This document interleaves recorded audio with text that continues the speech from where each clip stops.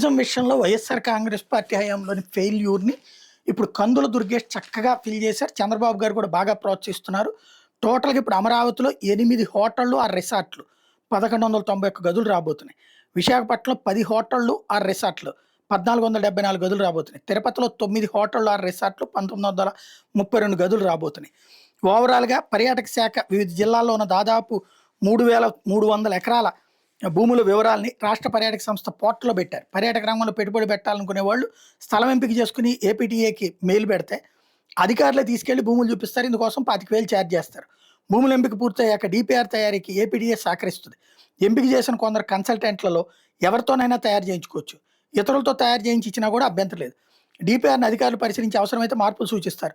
పరిశీలన తర్వాత సీఎం అధ్యక్షతన నిర్వహించి రాష్ట్ర పెట్టుబడి ప్రోత్సాహక మండలి సమావేశంలో ఆమోదిస్తారు. ఆ తర్వాత ప్రాజెక్టు ఏర్పాటుకు 66 ఏళ్ల లీజుకు భూమి, ఇతర ప్రోత్సాహకాలు కేటాయిస్తూ ప్రభుత్వం ఆర్డర్లు ఇస్తుంది. అన్ని శాఖల నుండి అనుమతులన్నీ సకాలంలో వచ్చేలా ప్రభుత్వం ప్రత్యేక చర్యలు చేపట్టింది.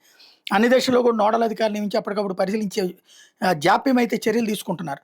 ఓవరాల్‌గా పర్యాటక ఆధ్యాత్మిక ప్రాంతాల్లో భారీగా పెట్టుబడులు వస్తున్నాయి అన్నటువంటిది ఒక కథనాన్ని ప్రొజెక్ట్ చేసి ఈనాడు.